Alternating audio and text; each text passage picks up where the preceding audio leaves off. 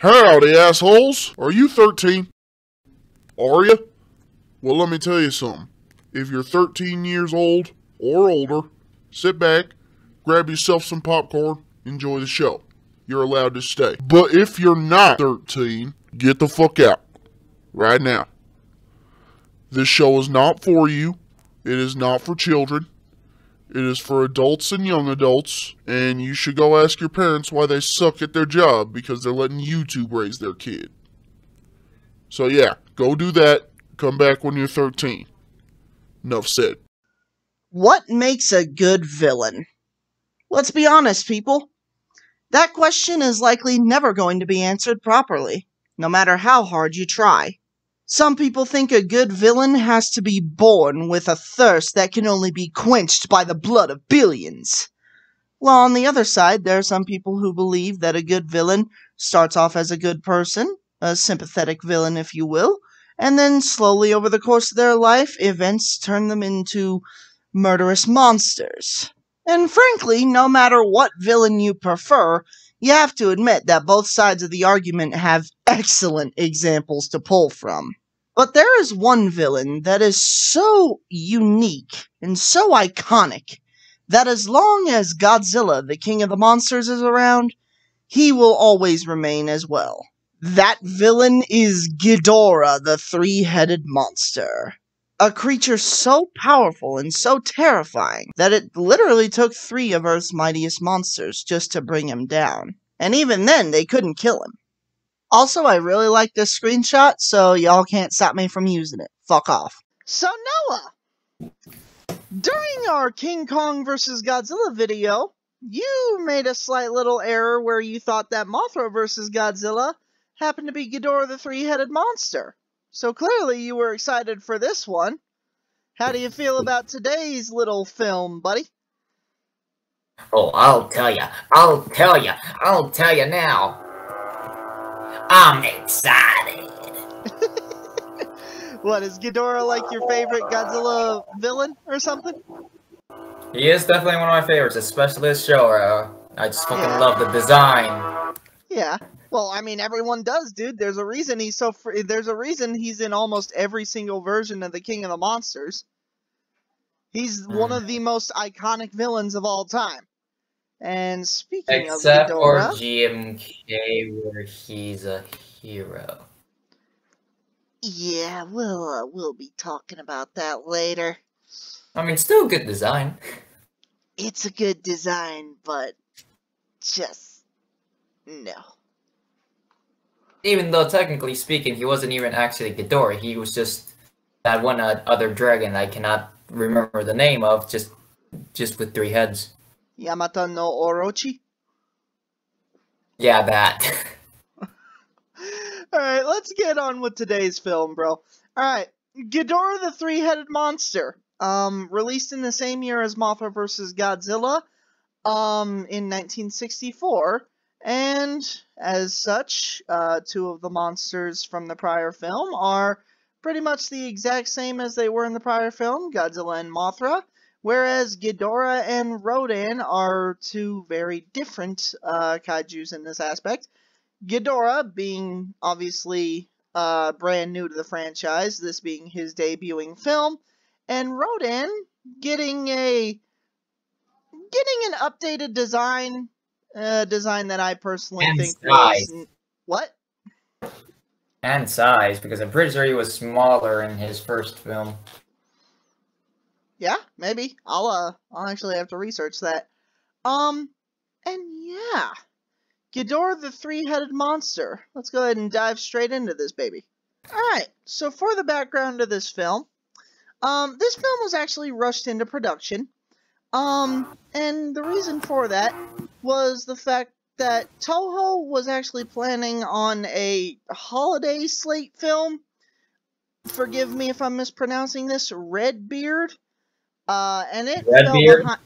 What? Redbeard. Yeah. And the thing is that the film actually fell behind on production. And after the success of King Kong vs. Godzilla and Mothra vs. Godzilla, The new film would feature 3 of Toho's most popular monsters, as well as a brand new one for all of them to fight. And therefore, they would introduce King Ghidorah, the giant 3-headed golden dragon. Noah, do what you did last time and list the actors and who they play. Obviously, Haruo Nakajima plays Godzilla. So first off on the list, we got Yosuke Natsuki as Detective Shindo. Yep. I've heard Shindo a lot. Yep. Yuriko Hoshi as Naoko Shindo as well. Hiroshi And this Koizumi. is, before you go on, Noah, this is actually something that some people may like about the Showa series, some people may not. But in films that are soon to come up, we are going to see more returning actors and actresses from prior films just playing different characters in newer films. Yeah. And you may like that, you may hate that. Either way, it's a fact of life, and there's no changing it. Please continue. Yeah, like the time when Captain America used to be the Human Torch. Yep. Ain't that right, Chris Evans? Jesus Christ. Oh, Chris Evans. If you are somehow watching this video, just know that we love your work, bro, and you totally need to play another superhero. As I was saying, we have Hiroshi Koizumi as Professor Murai. And then we got Akiko? Ooh, hold on, I gotta prepare myself for this. Akiko Wakabayashi as Princess Mas Dorina Saino. Yeah, we're gonna talk about the princess here in a second.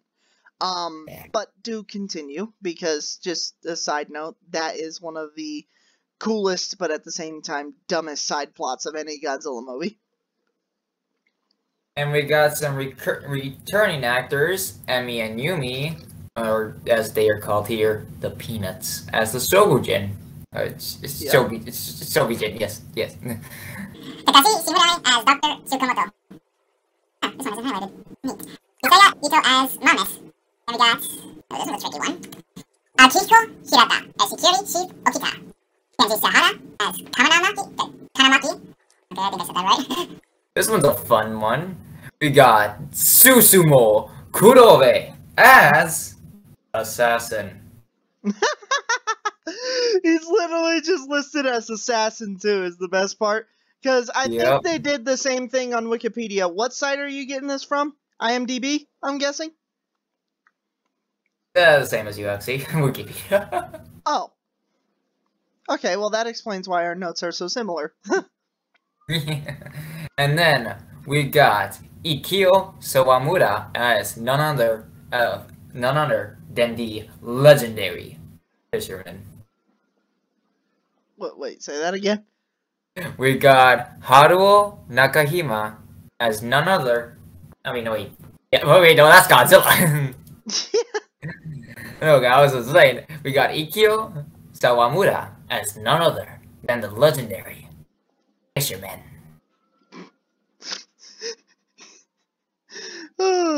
Your emphasis on a character that, well, it has... I mean, it's kind of important to the plot, but not really. Your emphasis on that is kind of hilarious to me. And then, of course, we got Haruo Nakahima as Godzilla. But now, we got Masanori Shinohara as Rodan. And then Shoichi Hiroshi as Ghidorah. King Ghidorah. Yep. Yep, we got it. We gotta remember the king, at least in the show era, because he deserves Well, it. yes, I'm well aware of that, Noah. I'm just saying that Ghidorah, is just one of the more commonly recognized names for the character, so I just said Ghidorah. I apologize. For the show era, I will continue to say King Ghidorah. No, man. His actual name is Ghidra. Okay, we are not getting into the 1,000 different names thing with Anguirus from the freaking Raids again. Do you hear me? We are not. So, Noah, as we've already went over the background now, are you ready to get into the movie? Yes. I most certainly am. What's with the creepy tone?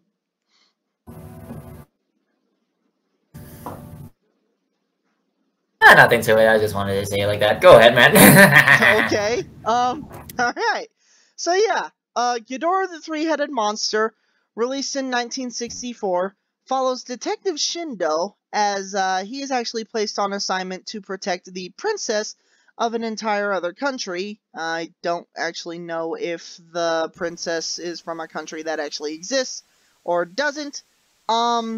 And yeah, the princess is actually currently under threat because there are assassins from her home country who are trying to kill her. And so she's being sent to Japan to be protected. And as a result, get this, dude, she's brainwashed by aliens. I mean,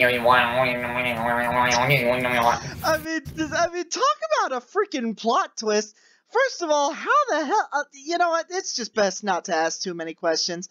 She's a princess that got brainwashed by aliens, and because the aliens brainwashed her, she somehow survives.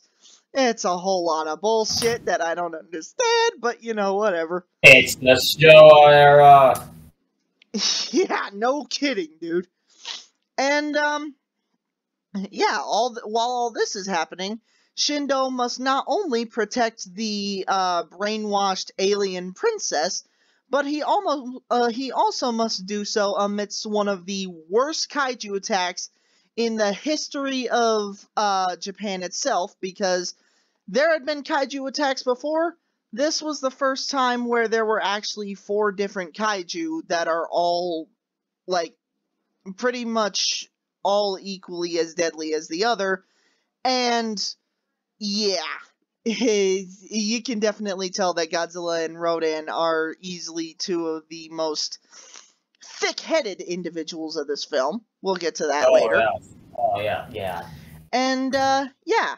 He must also do this whilst trying to protect the princess from the assassins, who have not only tracked down the princess to Japan, but also plan to kill her so they can complete their mission and whatnot. And yeah, eventually the monsters must put aside their differences to fight Ghidorah, the 3-headed devil from outer space. King Ghidorah.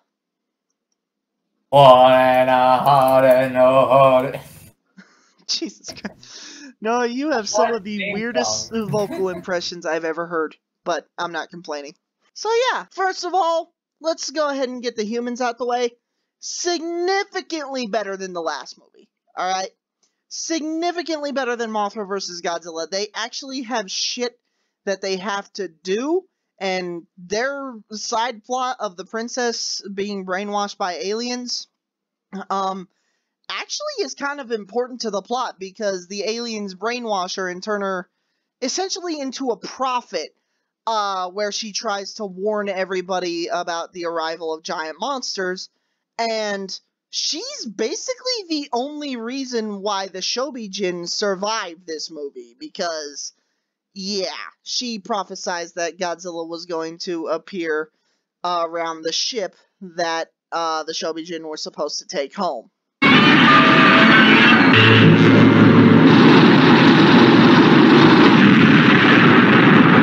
And might I just point out that the actor depicting Shindo, Detective Shindo, I think that he was not necessarily having fun with the role, but I do think that he was at least trying to do his best with the role, and it definitely shows, because Shindo is one of the 3 characters of this film that actually, like, grip you and pull you into the human aspect of the story and make it somewhat fun to watch. Then there's obviously the princess, whereas everyone freaking, like, I think if you watch this movie, you'll be interested in the princess's story, because she well, one, she's brainwashed by aliens, and that in and of itself is an interesting aspect. That is actually pretty damn well done in this movie. And more than that, I think the assassin that is personally, I think the assassin that's trying to kill the princess throughout the film, I do genuinely think that the actor portraying him had a lot of fun playing this role, because despite the ridiculous jumpsuit at the beginning of the movie, he actually seems to do a very good job in this film, and, well, not necessarily be the best character in the film, but he's pretty damn far up there. Alright, and now, it is time for us to get to the meat and potatoes of any Godzilla film, the monsters of this film.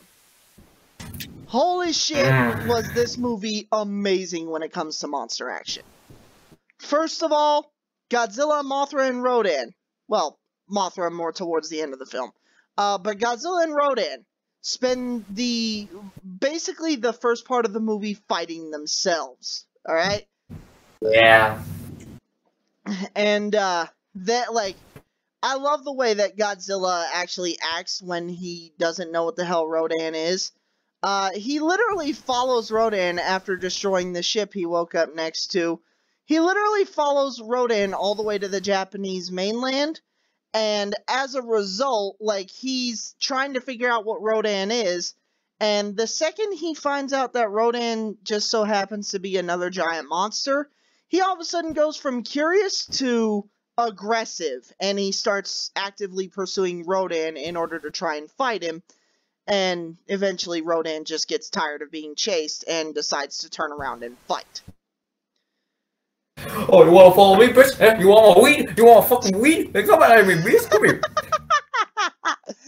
Oh, no, Noah. Why does everything have to be weed with you? Now, let's talk King Ghidorah. Holy shit, is King Ghidorah easily one of the best parts of this movie, and I'm not saying that just to screw around. King Ghidorah is so much fun to watch in this movie, and he is goddamn menacing. Alright? I have never seen, up until this point in the series, a Godzilla monster more menacing than the giant three-headed golden devil. And, I mean, just look at him. Just look at him and you think, holy shit, what is that thing? It's a giant green... Oh, fuck, I said green, wow. A giant green-headed dragon.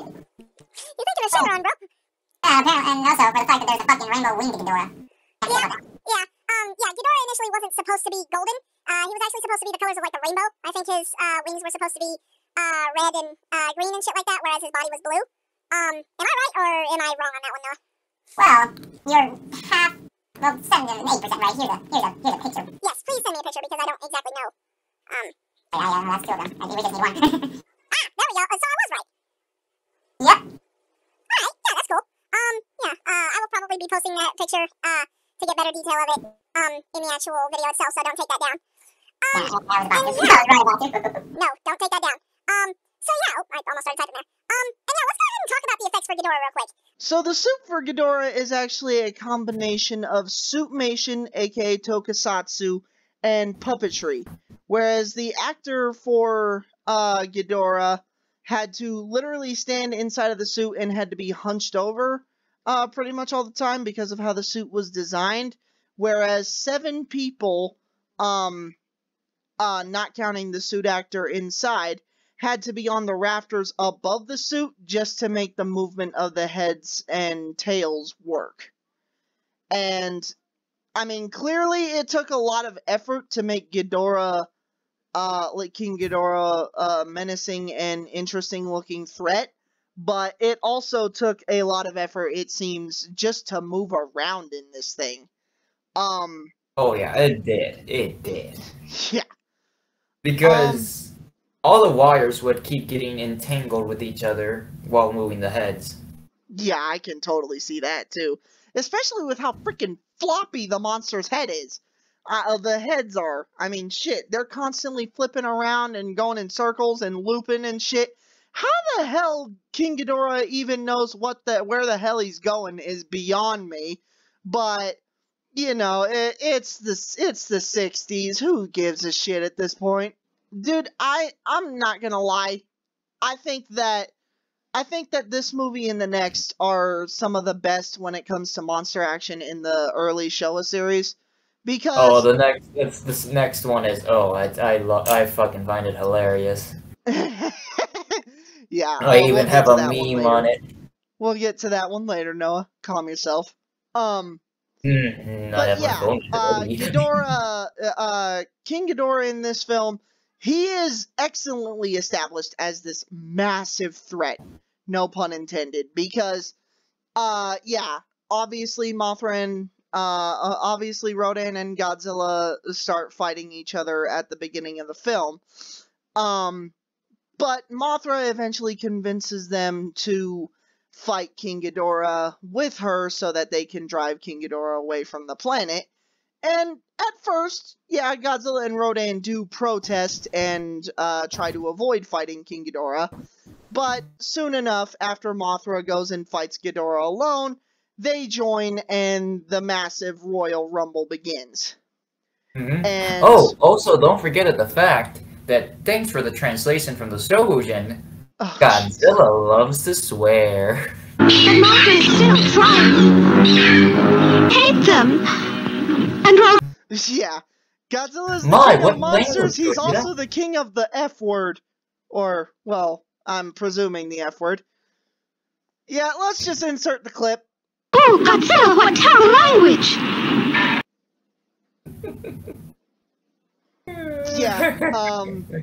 I'm not sure if he's telling Mothra to suck his dick there or whatnot, but he's definitely not saying anything nice. I'm gonna say this though, dude. The American dubbed version of this film, I really don't like this scene with the American dubbed version, and frankly, I don't like the American dub at all when it comes to it, because they keep referring to Mothra as a he.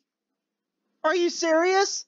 So yeah, I am going to say that the monster action in this film, I really like how the monsters actually interact with each other, and particularly how Ghidorah engages in combat with the other three monsters.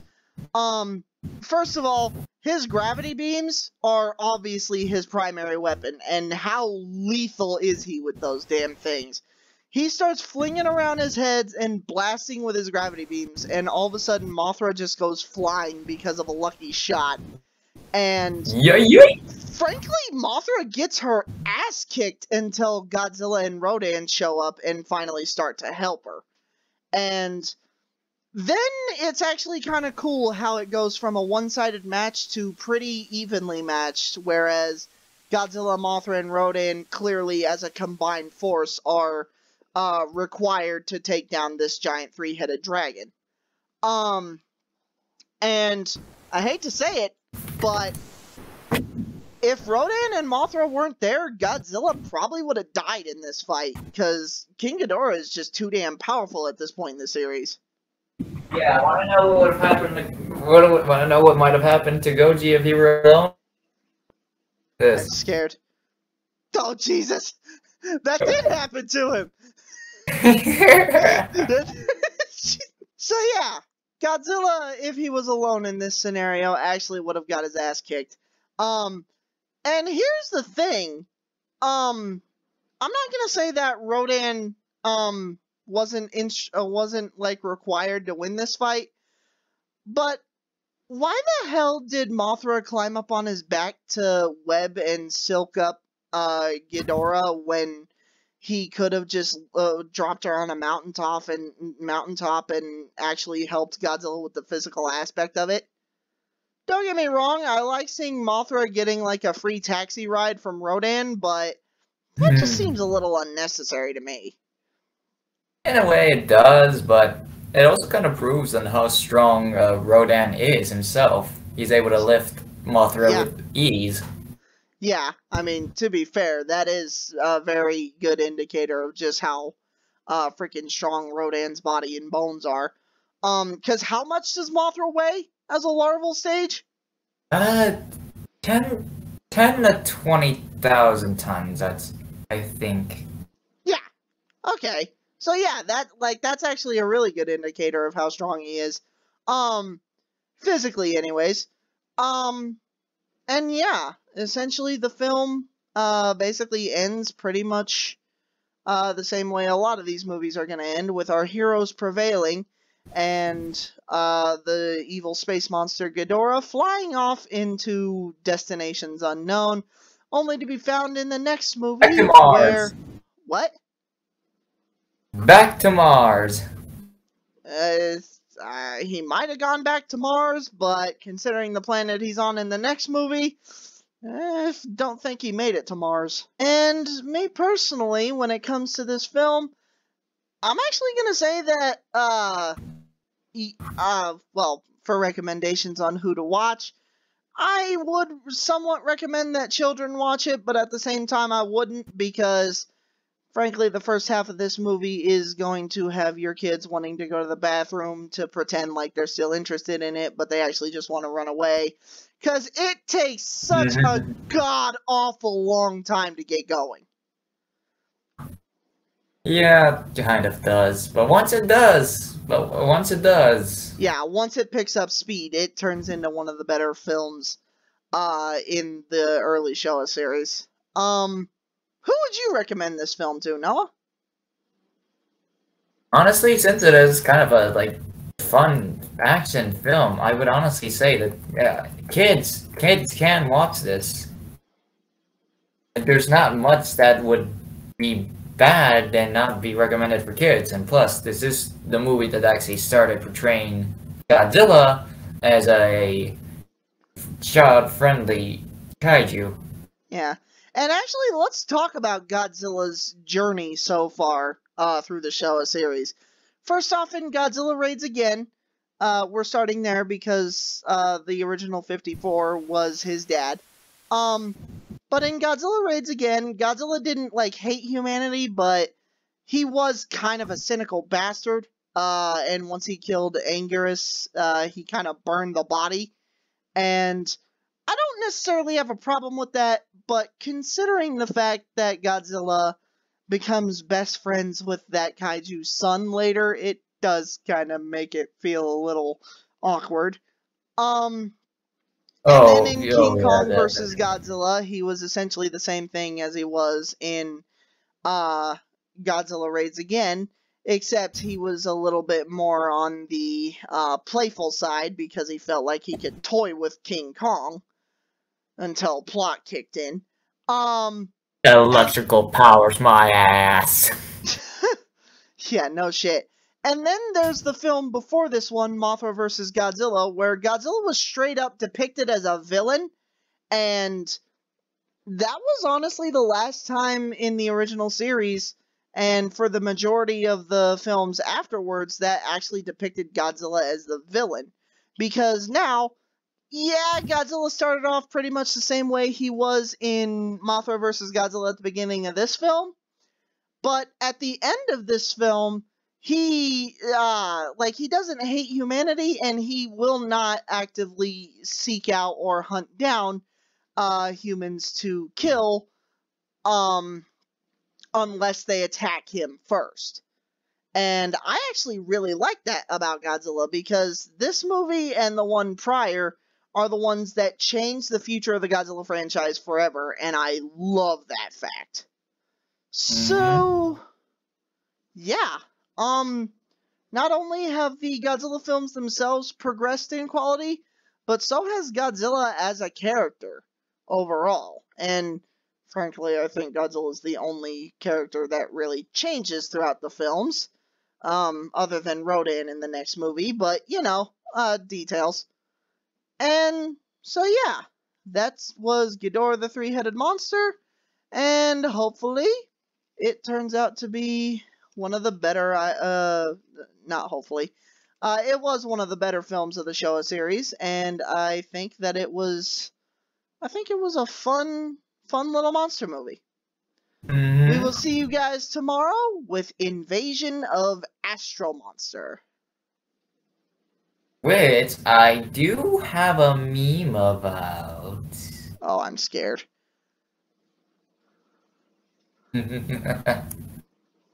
Later, guys. Yeah.